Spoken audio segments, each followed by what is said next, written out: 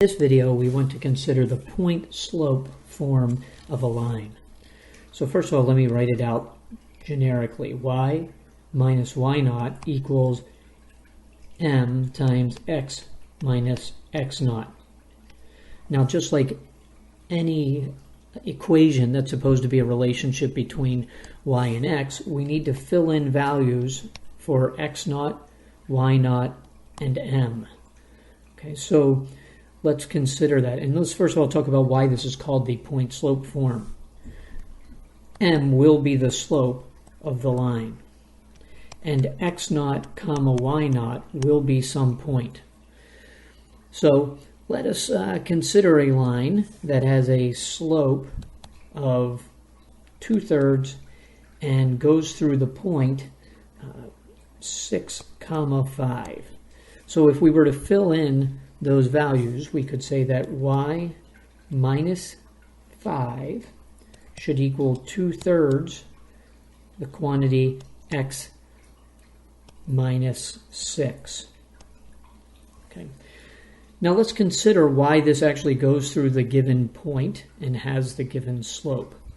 First of all, it goes through the given point because when we substitute x equals 6, the entire right-hand side of the equation goes to 0. So y minus 5 would have to equal 0. That leaves only one possible solution for y, and that is that y equals 5. So when we substitute in the x value that's in the equation for the point-slope form, we are forcing the y value to be the number that's given in the equation as well, the y naught value. So it's inherent, given the way that this is set up, that when x is equal to x naught, y will have to equal y naught. Now let's show why the slope would in fact be 2/3 by putting this back into slope-intercept form, the one that with which we're most familiar. So if I start with our equation, we can most quickly get into slope-intercept form by distributing the 2/3. So I have 2/3 x minus 4. And if I add 5 to both sides, I get 2/3 x plus 1. So this is the same line expressed in slope-intercept form. This form is probably the best form for graphing the line. We could quickly make a table for x versus y and come up with values for y. And if you have a graphing calculator, that's literally what it does, is it puts in hundreds of x values and comes up with the corresponding y values in order to plot the line. Now let's consider in more detail why the point-slope form works. Okay, so let us write the equation again.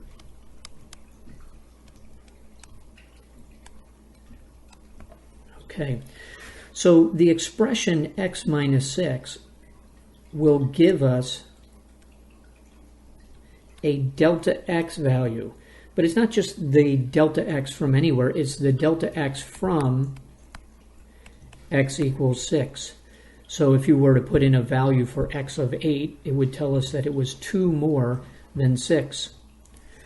Over on the other side, y minus 5 is a delta y value from y equals 5. So in other words, if you put in a value of y equals 10, we would see that it is 5 more than the original value of 5.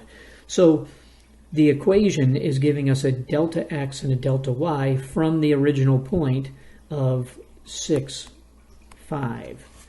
So we know how far we are in the x direction from 6 on the right-hand side and how far we are from a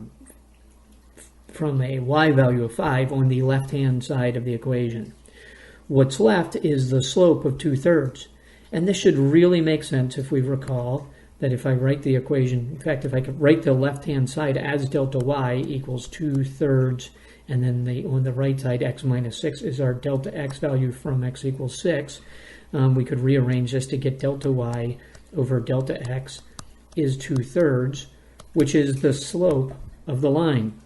When we originally introduced the idea of slope, we said that it should be how much the y value is changing with respect to changes in the x value, or the ratio of changes in y to changes in x. What we have here, though, is how much we're changing from a specific point, 6, 5. So that's why this works the way that it does. So let's wrap up this video by considering how easy it is to write the equation of lines in point slope form rather than using the slope-intercept form. So let's look at a couple of quick examples. Let's consider the line that passes through the point -3, 4 with a slope m equal to 4/5. We know that y minus y naught is equal to m times x minus x naught. You could quickly then substitute. Here's where you have to be careful. The y value is the second value in the coordinate. So you can quickly substitute in that y minus 4 must equal the slope, 4/5 times x minus -3. So remember, the x value has a negative in front of it.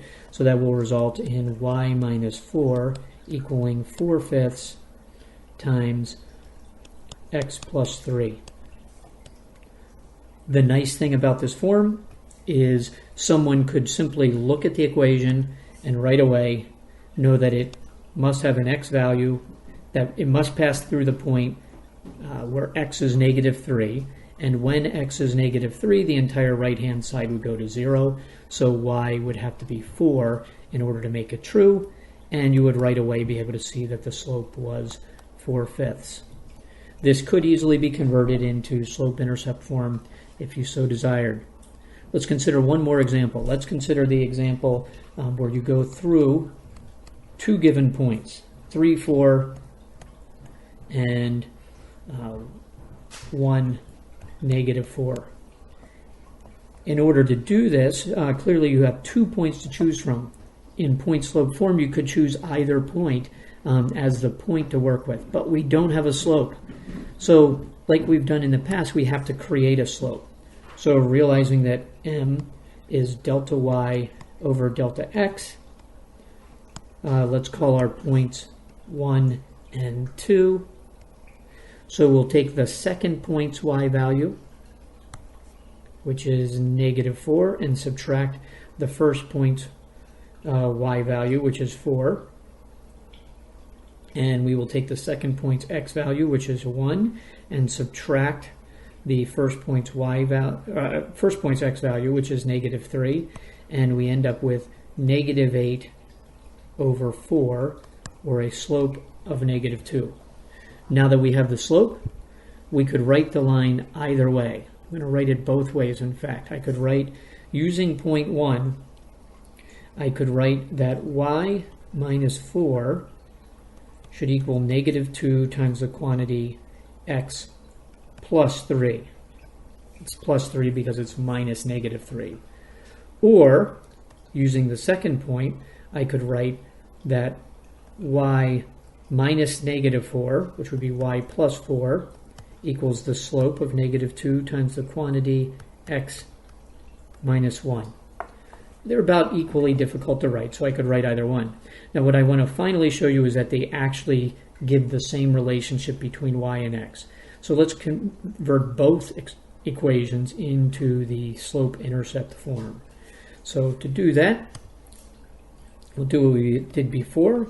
We'll distribute the slope and get -2x minus 6 in this case. Add 4 to both sides for this example, and we would get -2x minus 2. If I come over to the other version of the same equation using point 2, I would get y plus 4 is equal to the negative of 2x plus 2. Subtract 4 from both sides, and I end up with y equals -2x minus 2.